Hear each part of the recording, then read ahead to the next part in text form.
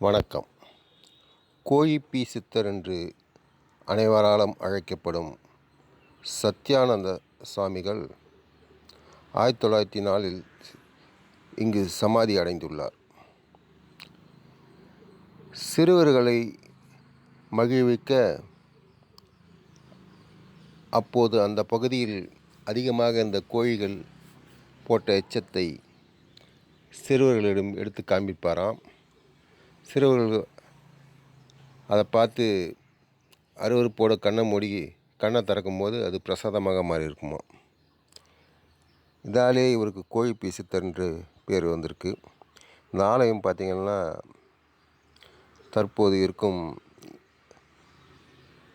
கிண்டி metro ஸ்டேஷன்லேருந்து பக்கத்தில் அமைஞ்சிருக்கு. அதே போல் பார்த்திங்கன்னா கிண்டி இண்டஸ்ட்ரியல் எஸ்டேட் சோர்பேட்டைக்கு நேர் எதிரிலே அந்த வாயிலுக்கு நேர் எதிரிலே பார்த்திங்கன்னா ஜிஎஸ்டி ரோடு, தாம்பரம் போல ஜிஎஸ்டி ரோடு, 2 பெட்ரோல் பங்குக்கு நடுவில் இந்த ஆலயம் அமைந்துள்ளது.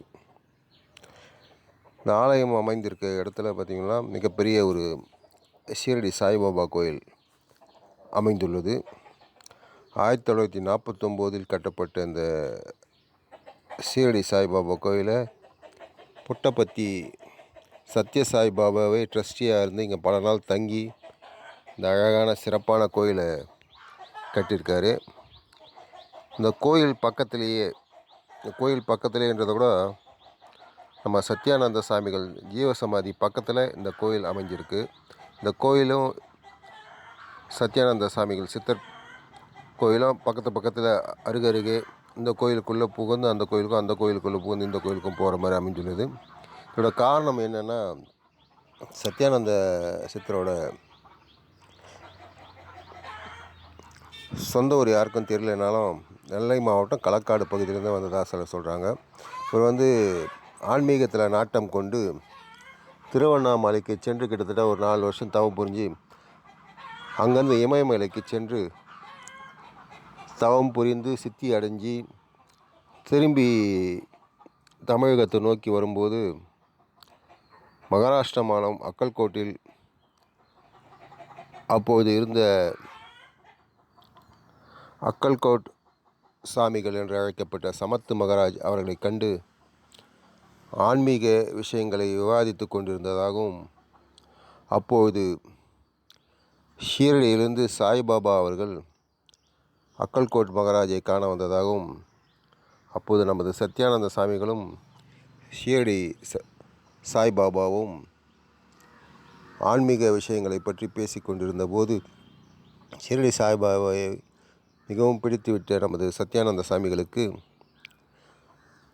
நான் சமாதி அடைந்த பிறகு தங்களின் ஆலயம் என் சமாதி பக்கத்தில் வர வேண்டும் என்று கேட்டுக்கொண்டதாகவும், ஷீரடி சாய்பாபாவும் அப்படியே ஆகட்டும் என்று சம்மதித்ததால் சத்யானந்த சாமிகள் தனது சீடர்களிடம் பக்தர்களிடம் தனக்கு சமாதி கட்டும்போது பக்கத்திலேயே ஷீரடி சாய்பாபாவுக்கு ஒரு கோயிலை கட்ட வேண்டும் என்று கேட்டுக்கொண்டதால் அவர் சமாதி அடைந்த பிறகு 1949 இந்த ஆலயம் கட்டப்பட்டதாகவும், இந்த ஆலய கட்டுமான பணிகளில் புட்டபர்த்தி சாய்பாபா அவர்கள் சத்யசாய் பாபா அவர்கள் மிகவும் ஆர்வத்தோடு கலந்து கொண்டு இதில் ஒரு ட்ரஸ்டியாக இருந்து இதே இடத்தில் பல நாள் தங்கி இந்த கோயிலை கட்டியுள்ளார்.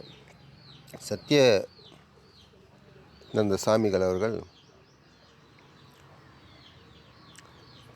தன்னிடம் வரும் பக்தர்களுக்கு வேண்டுவதே மிகவும் அவசியமான, அவர்களுக்கு அத்தியாவசியமான முக்கியமான அவர்கள் வேண்டுவதை எல்லாம் செய்து தந்ததாகவும்,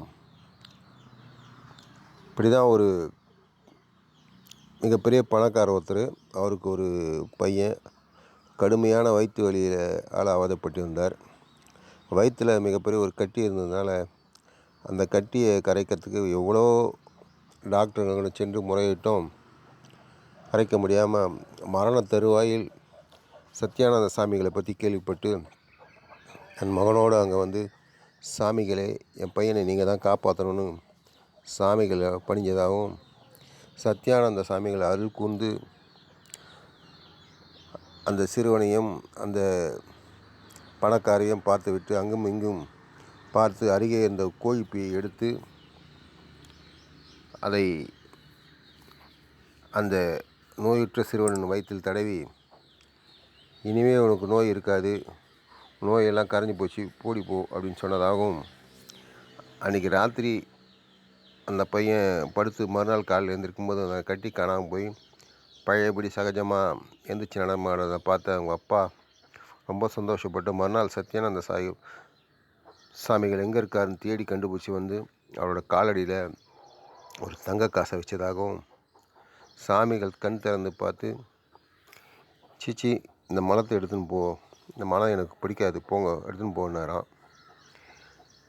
அதிர்ச்சி அடைந்த பணக்காரன், நம்ம தங்க காசு தானே வச்சோம், எப்படி மலம் சொல்கிறாருன்னு பார்க்கும்போது அங்கே கோழிப்பி இருந்ததாகவும் தங்க காசுக்கு பதில்.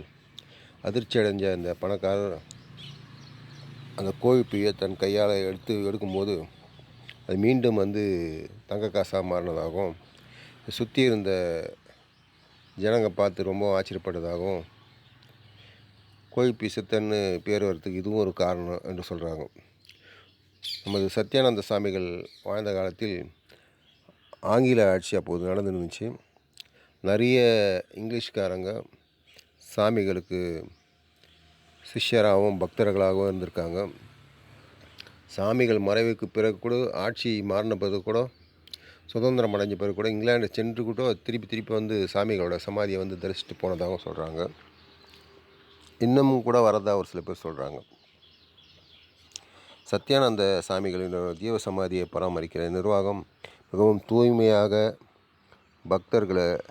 சிறப்பாக பக்தர்களுக்கான ஏற்பாடுகளை பண்ணியிருக்காங்க. உள்ளபடி ஆலயம் ரொம்ப தூய்மையாக இருக்குது.